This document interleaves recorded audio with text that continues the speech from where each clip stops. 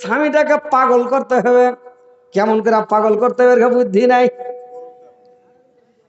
কেমন করে স্বামীকে পাগল করতে হবে? একটা বালিশে ঘুমাইতে হবে। এই থেকে শুনে নাও, দুটা বালিশ যদি থাকে একটাকে চোখের তলে চালিয়ে ফেলে দেবে, আর একটা বালিশে দুজনা মেলে মাথা দিবে, আর তোমার চুলটিকে জুত করে খুলে দিবা, মেল করে বালিশের উপরে জুত করে পেড়ে দিবা, আর চুলটিকে পেড়ে দিয়া তখন করবে তুমি সিধে যাও। তোমার স্বামী যখন তোমার চুলের উপরে মাথা থুইবে, আহা সুবহানাল্লাহ, কলিজা ভরে যাবে। মেয়ে ছেলের চুলের মধ্যে একটা সেন্ট আছে রে ভাই, একটা খুশবু আছে। ওই সেন্টটা যদি পুরুষ লোকের নাকে লেগে যায় তো ও পাগলা হয়ে যাবে। এত সেন্ট আছে, একটা ভালো সেন্ট। তো ময়া মোহব্বত বেড়ে যাবে, প্রেম ভালোবাসা বেড়ে যাবে। কিন্তু মেয়ে ছেলে মানে পুরুষকে পাগল করতে জানে না। এরা স্বামীর সাথে ভালো আচরণ করেন, সদাচরণ করেন, স্বামীকে ভালোবাসেন, স্বামীকে পাগলা করে দেন। আর খালি কেমন হাজি কুণ্ঠে গেছো তুমি, ফোন লাগিয়ে দাও। আর ফোন লাগিয়ে দিয়ে কহ, সোনা কুণ্ঠে আছো, সোনা কি করছো, বাড়ি এসো না যান, বাড়ি এসো না। আর কইলজা ভালো লাগে না, কইলজা বাড়ি চলে এসো, আর সোনা বাড়ি চলে এসো। এক খাপা ফোন লাগে স্ত্রী থেকে, কইলজা জান কইতে কইতে ওকে কইছে কুণ্ঠে আছো ধন। ছাইলা পিলাকে ধন কহে, আর স্ত্রীটা তখন রেগে গেছে, হাজি তুমি কি কথা কইছো, ধন কেন কইছো, ধন ছাইলা পিলাকে হাঁকে কেন কইছো, কইছে আরে পাগলি ময়ের ছোট বার হয়ে গেছে, তো আমি কি করবো। বুঝতে পারলে? তো ময়া মোহব্বত বাড়াও, নিজের ইজ্জত আবরু স্বামীকে দেখাও, স্বামীকে খুশি করো, সন্তুষ্ট করো। আর পরের পুরুষকে তুমি শরীর ইজ্জত আবরু দেখাতে যাও না। যারা পরের পুরুষের সাথে জেনা করে, আল্লাহর রাসূল যখন মেরাজে গিয়েছিলেন একটা দৃশ্য দেখেছিলেন, যে এক জায়গাতে রুচি পাখির মাংস রান্না করা আছে, ভালো মাংস, আর এক জায়গাতে 50 ছড়া দুর্গন্ধযুক্ত গেন্দা মাংস রান্না করা আছে, খালি গন্ধ ছুটে গন্ধ করছে। ওই 50 ছড়া দুর্গন্ধযুক্ত মাংসগুলা সব হুড়াহুড়ি করে খাচ্ছে রে ভাই। আর যেগুলা ভালো রুচি মাংস, ওই মাংসগুলো কিন্তু খাচ্ছে না। আল্লাহর নবী জিব্রাইলকে জিজ্ঞাসা করলেন, জিব্রাইল বলুন তো এই লোকগুলা কি ব্যাপার, ভালো মাংস রান্না করেছে এগুলা খাই না, 50 ছড়া মাংস গুলাকে হুড়াহুড়ি করে খাইছে, ব্যাপারটা কি? জিব্রাইল বললেন, শুনেন নবী গো, এই লোকগুলো আপনার উম্মতের মধ্যকার গো নবী, এই লোকগুলা আপনার উম্মতের মধ্যে কার গো নবী, এই লোকগুলো নিজের স্ত্রীকে রেখে দেয়া পরের স্ত্রীর কাছে যায় রাত কাটাইত, পরের স্ত্রীর কাছে যায় রাত কাটাইত, জেনা করত। আর নিজের বিয়ে করা হালাল স্ত্রী, নিজের মোহর দেওয়া ভালো স্ত্রী আছে, ওই হালাল স্ত্রীর কাছে যায় না, পরের স্ত্রীর কাছে যায় রাত কাটায়, পরের পিঠা বেলা খাইতে মিঠা। পরের স্ত্রীর কাছে যে পরের স্ত্রীটা হলো 50 ছড়া দুর্গন্ধযুক্ত মাংস, আর নিজের স্ত্রীটা হলো রুচি মাংস, একবারে সুন্দর তাজা মাংস ভালো। কিন্তু মানুষ ভালো মাংসটা না খেয়ে খারাপ মাংসটা খাচ্ছে। ভাইরা আমার, বোনের আমার, ভালো করে শুনলেন, কতগুলো মহিলা আছেন নিজের পুরুষকে ছেড়ে পরের পুরুষের সাথে খারাপ কাজ করে, কুকর্ম করে, জেনা করে। আল্লাহ রাসূল বললেন কতগুলা মহিলার ওটা উদাহরণ, যে নিজের স্বামী, নিজের হালাল স্বামী থাকতে হারাম স্বামীর কাছে যে রাত্রি কাটায়, এইসব মহিলাকে কিয়ামতের দিন কেমন আযাব দিবে, শাস্তি দিবে। আল্লাহর রাসূল কতগুলো দৃশ্য মানে দেখেছিলেন, যে কতগুলো মহিলাকে আগুনের পুরুষ বানিয়ে দেওয়া হবে যারা জেনা করে পরের পুরুষের সাথে, আর একটা আগুনের পুরুষ দেওয়া হবে, আর ওই আগুনের পুরুষ করবে কি, তার সঙ্গে জেনা করবে, তার লিঙ্গটাও হবে আগুনের, আর ওই আগুনে এমন ভাবে মানে ধরে জেনা করবে, চিৎকার করবে, আর মানে ওর পেটে বাচ্চা হবে তো আগুনেরই বাচ্চা, মানে এমন আযাব দেওয়া হবে, শাস্তি দেওয়া হবে, তার কোনো বাচ্চার রেহাই নাই। আর সেখানে মতো হবে না, মরবেও না, যতই মানে ওকে কুচি কুচি করে কাটুক, পিস পিস করে কাটুক, তাও মরবে না। জোঁক গালাকে কেটে পানিতে ছেড়ে দিন জিন্দা। মানুষকে মরার পরে কিয়ামতের দিন কেটে কেটে পিস পিস করে যদি ছেড়ে দিতে ফের জিন্দা, মুখ টুক কেটে দে তাও কথা বলবে। এখন দুনিয়াতে কেটে দিলে কথা বলতে পারবে না, তখন কথা বলবে। মানে তো কথা হচ্ছে যে জেনাতে লিপ্ত হবে না, খারাপ কাজ করবে না, 5 ওয়াক্ত নামাজ ভালো করে পড়ো, আর রমজান মাসের রোজা রাখো 2 নম্বর। 3 নম্বর নিজের ইজ্জত আবরুর হেফাজত করো, পরের পুরুষকে দেখাতে হবে না। তোমার সৌন্দর্য, তোমার রূপ চেহারা তোমার স্বামীকে দেখাও। আর আপনারাও বেটা ছেলেও, কিন্তু আমরা তো ভাই পুরুষ লোক বাড়তে থাকার মানুষ লই নাকি, একটু যখন স্টাইল করে বাহির হয়েছি তখন সবারই স্ত্রী কয়েছে যাও একটা উলিয়া চলে আসলি, সবারই স্ত্রী বলছে বলে এত সাইজা কেনে যাইছো, তো কি করবে, বিনা সাজাই যাবে, খারাপ হয়ে যাবে তো লোক হয়ে সালা জ্ঞানদা লোক নাকি রে ভাই, ছিঁড়া ফাটা শার্ট গাই দিয়ে চলে আসছে।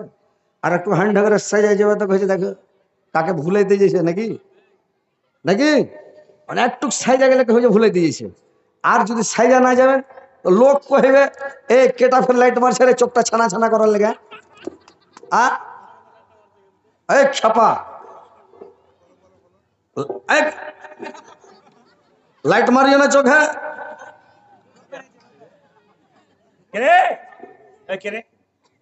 লাইট মারতে হয় না খাবা, চোখের পাওয়ার কমে যাবে, তার চোখটা ছানা ছানা করতে লাগবে, তখন দেখতে পাওয়া যাবে না।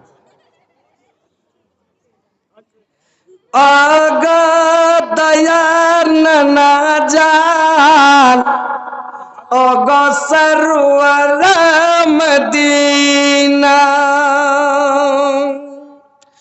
প্রাণ ভরা ওই কয়েছিল শুক্র শনিবার বাদরুদ্দোজা, কিন্তু এই ছেলেটা কালী পূজা না আমি সেরেতে রাখি, ওকে এই ছেমানা করা গেল তখন কোনা দিয়ে কাপড় চেড়ে লাইট মারছে, ওই দেখেন ওই পর্দাটাকে হটিয়ে ওখান দিয়ে লাইট মারছে কহেন তো। লাইট মারতে হয় না খেপা, লাইট মারিও না, বক্তার চোখে লাইট মারতে হয় না জানো, ও জানে না ওর খেয়ে বক্তার চোখে লাইটটা মারতে হয় ভালো করে।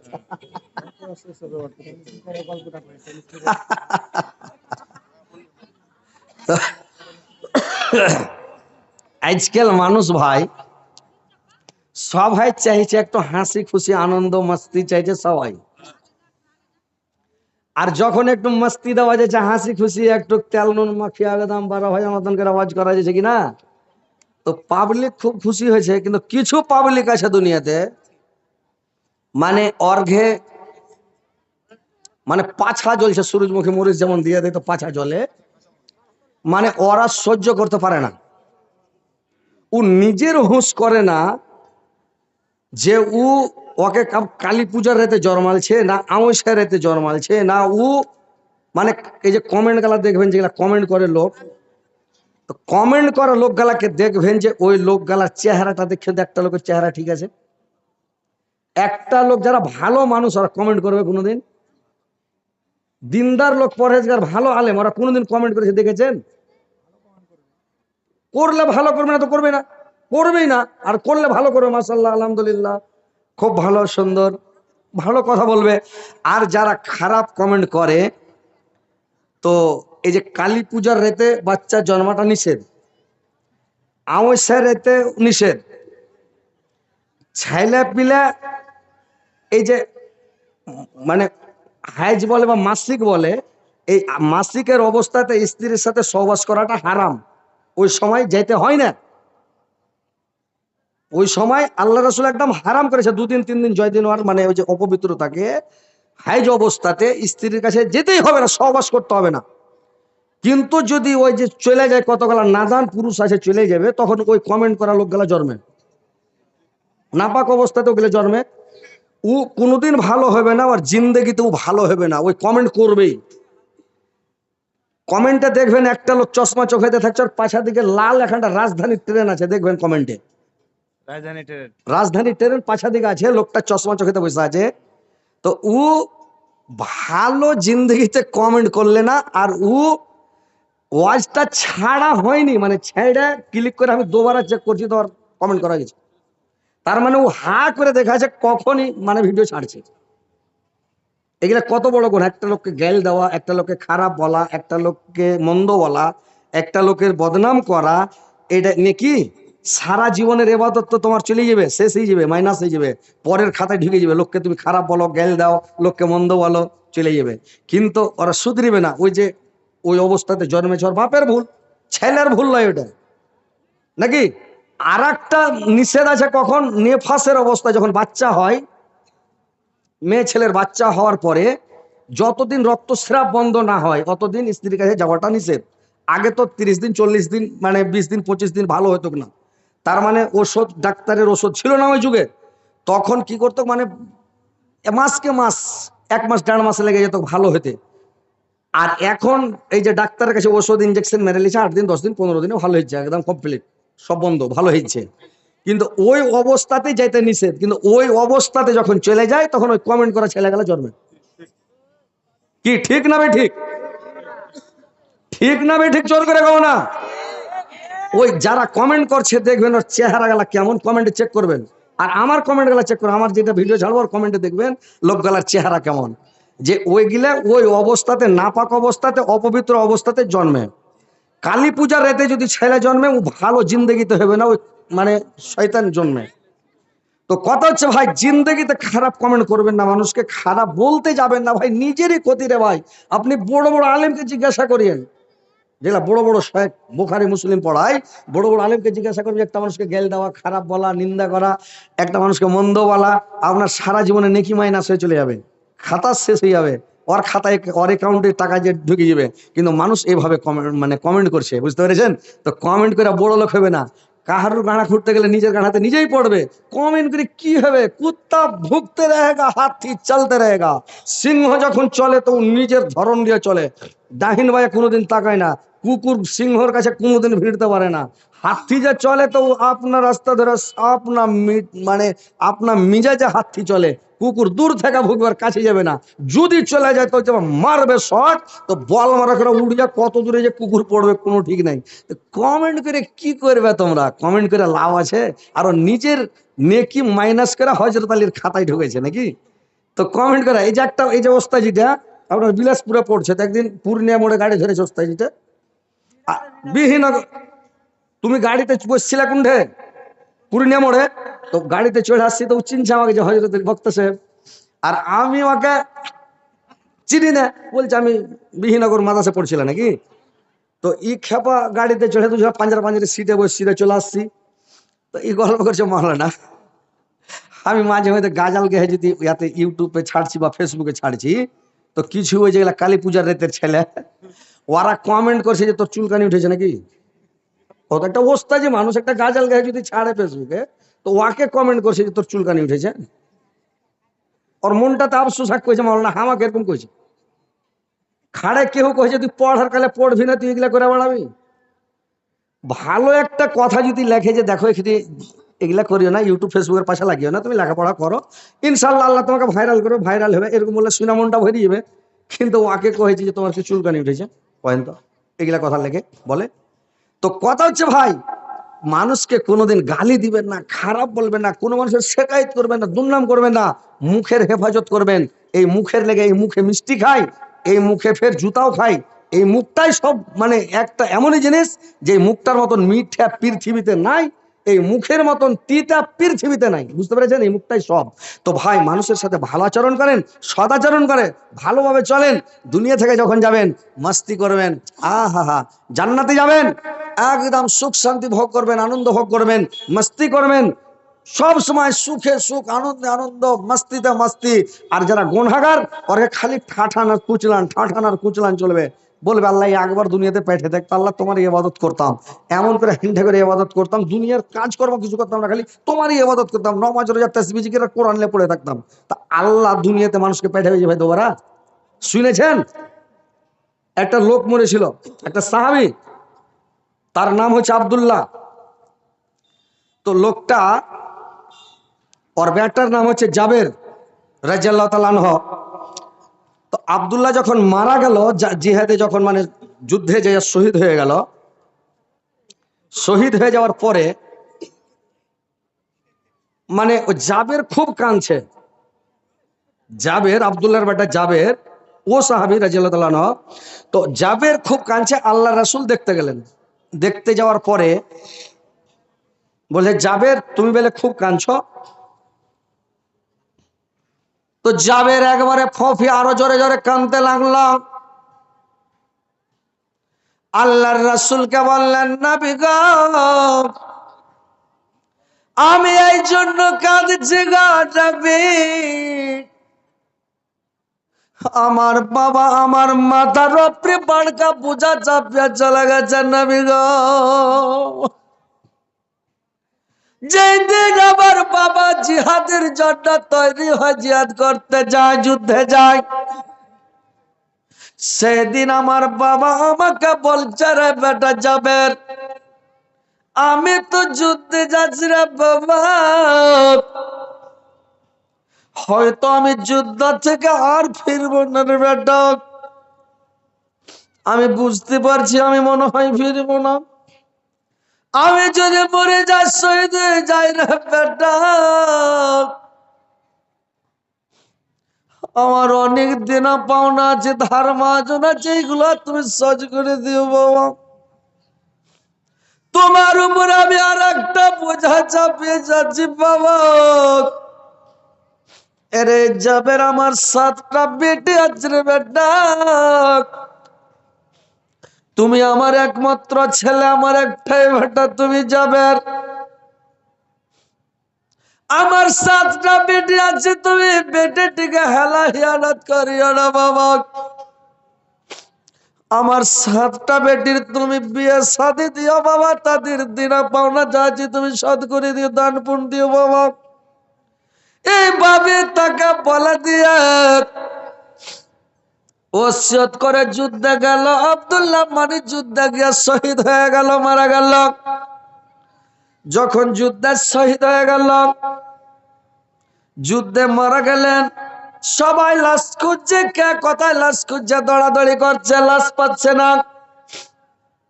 এক জায়গায় দেখছি কি আল্লাহর নবী, আল্লাহর রাসূল গিয়া দেখছেন আব্দুল্লাহর লাশ পড়ে আছে, একটা ফেরেশতা পাখা মেল করে তাকে ঢেকে নিয়ে আছে। ওই দেশের এত রোদ, এত মানে রোদের তাপ যে রক্তগুলা শুকিয়ে যাবে, সব কাটা মানুষের রক্ত শুকিয়ে যাবে। ফেরেশতারা তার রক্ত শুকাতে দিল না। যখন কল্লাকে আব্দুল্লাহকে নিয়ে আছে, আব্দুল্লাহর লাশটাকে নিয়ে আসলো, দেখছে গাড়ি থেকে মানে তাজা রক্ত ঝরঝর করে বেরোচ্ছে। নিয়ে আসার পরে শহীদকারীকে গোসল দেওয়ানো হয় না, তাকে লাশকে গা ধোয়া হয় না। 2টা লাশকে একসঙ্গে একটাই কবরে দিল। সৌদি আরবে কবর খোঁড়া যায় না, খুব অসুবিধা। মেলায় মানুষ মানে যে কত কবর খুঁড়বে, মানে করেছে কি 2টা করে লাশ একটাই কবরে দেয়। 6 মাস পরে জাবের বলছে, আল্লাহর রাসূল কার নবী গো, আল্লাহর রাসূল, আমার মনের মধ্যে শান্তি নাই গো নবী। 2টা লাশ একটাই কবরে আছে, আমার মনের মধ্যে আবার শান্তি। আপনি যদি আমাকে অর্ডার দিতেন নবী গো, আমার বাবাকে, আমার বাবার লাশটাকে উঠে আমি একা একটা কবরে রাখতাম। যদি আপনি অর্ডার দিন তো আমি কাজটা করতাম। আল্লাহর রাসূল বললেন, যাও যাবে, তোমার বাবার লাশটাকে উঠিয়ে নিয়ে তুমি অন্য কবরে একাই মাটি দিয়ে দাও। জাবের গিয়ে অন্য জায়গাতে একটা কবর খনন করে মোর বাবাকে যখন 6 মাস পরে কবর থেকে উঠালো, এই কানের কাছে একটু জায়গা দিয়ে খুন বইছে, ঝরঝর ঝরঝর করে তাজা রক্ত বেরোচ্ছে। জাবের একা তার বাবাকে ঘাড়ে করে নিয়ে ওই কবরে নিয়ে গেল। নিয়ে যাওয়ার পরে কবরে শুয়ে দিলাম, একা একটা কবরে মাটি দিলাম। এবার দেখেন ভাইরে আমার, জাবের যখন খুব কাঁদতে লাগলো, আল্লাহ রাসূলের সামনে কানাকাটা করছেন। আল্লাহর নবী বললেন, শুনো জাবের, আমি তোমাকে কয়েকটা কথা বলার জন্য এসেছি, তুমি কাঁদিও না, সবর করো। তোমার বাবা শহীদ হয়ে গেছে, দুনিয়া ছেড়ে চলে গেছে। পৃথিবীতে আল্লাহ পাক কোন মানুষের সামনে ডাইরেক্ট কথা বলেনি, ডাইরেক্ট সামনাসামনি কথা হয়নি। মুসা আলাইহিস সালামের সঙ্গে যখন তুর পাহাড়ে কথা বলতেন, তখন ডাইরেক্ট দেখা দেখি কথা হতো, না সামনাসামনি মানে চেহারা দেখে কথা হতো, না আড়াল থেকে গাছের দিক থেকে আওয়াজ আসতো, কথা হতো। কিন্তু মুসার সামনে যে ফেস টু ফেস কথা হয়েছে, সে কথা হয় নাই। কথা হয়েছে ডাইরেক্ট, কিন্তু দেখা দেখি হয়নি। কিন্তু তোমার বাবার সঙ্গে, আব্দুল্লাহর সঙ্গে আল্লাহ ডাইরেক্ট কথাবার্তা বলেছে এবং হেসেছে তোমার বাবাকে দেখে। বলে কি করে? বললে তোমার বাবাকে। আল্লাহ পাক বললেন, এই আব্দুল্লাহ, তুমি তো শহীদ হয়েছ, তুমি কি চাও আমার কাছে বলো। আব্দুল্লাহ বলল, আল্লাহ, আমি আপনার কাছে এটা চাই আল্লাহ, আবার আমাকে জীবিত করা হোক, জিন্দা করা হোক, আমি পৃথিবীতে যাব, আবার আপনার হস্তে আমি করবো কি, জিহাদ করব, যুদ্ধ করব, আবার শহীদ হয়ে আমি আসতে চাই। আল্লাহ পাক বললেন, রে আব্দুল্লাহ, আমার তো এটা রীতিনীতি নয়, আমি তো এই রীতিনীতির থেকে আলোক, কোন মানুষকে, কোন প্রাণীকে, যে মানুষটা মরে যায় ওই মানুষটাকে আমি পৃথিবীতে দুবার আর কোনোদিন পাঠাই না। তো আমি তো এটা করতে, মানে এটা আমি করি না, এটার মানে আমার রীতির বাইরে। দেখেন ভাইরা আমার, বন্ধুরা আমার, সেদিন জাবির কি করলো, মানে দেখলো, শুনে জাবির একটু হেসে উঠল, তার মনটা খুশি হয়ে গেল যে আল্লাহ ডাইরেক্ট তো আমার বাবার সঙ্গে কথা বলেছে। তো কথা হচ্ছে ভাই, যে আপনারা পালাপালি করিয়েন না, এটা জালসা করা হয়েছে মসজিদের উন্নতির কল্পে। তো কথা হচ্ছে যে আপনারা পালাপালি না করে বসেন, আপনাদেরকে ওয়াজ আমি শোনাবো, ওয়াজ শুনেন, নসিহত শুনেন।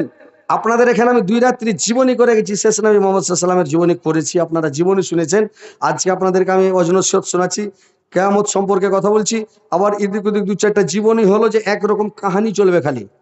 আর জালসাতে যখন বক্তব্য দেওয়া হয়, জালসা করা হয়, তখন বিভিন্ন দিক থেকে উদাহরণ দিয়ে মানুষকে এদিক ওদিক করে একটা মেন লাইন, একটা হেডলাইন থাকে, আর ওই মেন লাইনকে বাদ দিয়ে একটু ডানে একবার গেলাম, হয়তো একটা বাঁয়ে গেলাম, একটা এদিকে গেলাম, একটা উদাহরণ দিলাম, এদিকে গেলাম, একটা উদাহরণ দিলাম, এইভাবে মানুষকে বোঝানো হয়। তাহলে এইভাবে আপনাদেরকে শোনানো হচ্ছে। তো কথা হচ্ছে ভাই, যে আপনারা একটু কালেকশন হালকা করে দিয়ে দেন, মা বোনেরা তোমরাও পালাবে না, আমার ভাইয়েরা বাবজিরা আপনারাও পালাবেন না, কিছু একটু কালেকশন দিয়ে দেন, তারপরে আপনাদেরকে আবার ওয়াজ শোনাচ্ছি, আবার জালসা শোনাবো ভাই। যে দেখেন, কথাগুলো শুনবেন মন দিয়ে, বুঝতে পারবেন ইনশাআল্লাহ পৃথিবীতে কি করছেন, পৃথিবীতে এসেছেন, আপনি কোথায় দাঁড়াবেন, কোন ঘাটের পানি খাবেন, আপনি কি করবেন কিয়ামতের দিন, আপনি নিজেই বুঝতে পারবেন। জালসা শুনলে নিজে বুঝতে পারবেন যে আমি কোথায় দাঁড়াবো, কোথায় যে আমার আশ্রয় পাবো, পাবো কি পাবো না, কোথায় দাঁড়াতে পাবো। আর জান্নাতের 8টা গেট, আপনি কোনটা জান্নাতে যেতে পারবেন, জান্নাতের গেটের কাছে যেতে পারবেন কিনা, জান্নাতে ঢুকতে পারবেন কিনা, না জান্নাতের কাছেই যেতে পারবেন না, শুনলে নিজেই বুঝতে পারবেন আমি কোন শ্রেণীর লোক আর কোথায় আমি যে দাঁড়িয়ে আছি, বুঝতে পেরেছেন।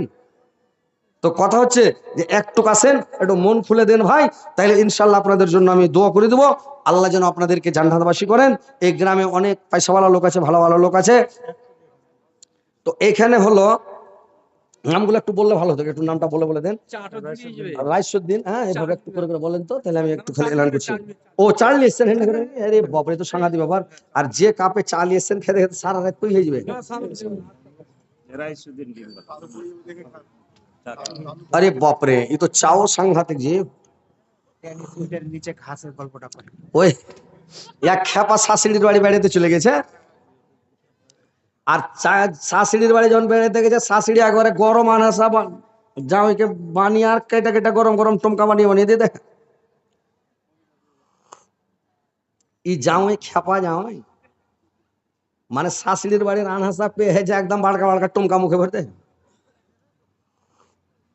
আর যেমন মুখে ভরেছে আর তালু পড়তে শুরু হয়েছে, জিভে পড়ে চলেছে। শাশুড়ি আগা দিকে খাড়ি আছে, ফেলতে পারে না, কবে যে এক কোষের বাটা কতখানি ভরেছে, ফেলে দিলে গিলতে পারে না, যে লাড়ি ভুড়ি সব পুড়িয়ে যেত, মরে যাবো, ও গিলে না ডরে, ফেলতে পারে না, গিলতে পারে না, আর মুখে করে থাকতে পারে না, মানে একবার এই চা হলে করছে, একবার এই চা হলে করছে, দেয়া লাস্টে কি কথাটা কাটাবে, তখন ওপরে মুড়ি করে কইছে, মা এগুলা কোন দাসের কোড়া, তোমার শাশুড়ি কয়েছে এগুলা তালু পুরার দেশের কোড়া, মানে শাশুড়ি বুঝালে হে জামাই এখন তালু পুড়ছে, দেখ কয়েছে এগুলা তালু পুরার দেশের কোড়া। তো শাশুড়ি যেটা একটু চাল্লাক হয়তো, মানে শাশুড়িরা সব কথা বুঝতে পারে, বুঝতে পেরেছ।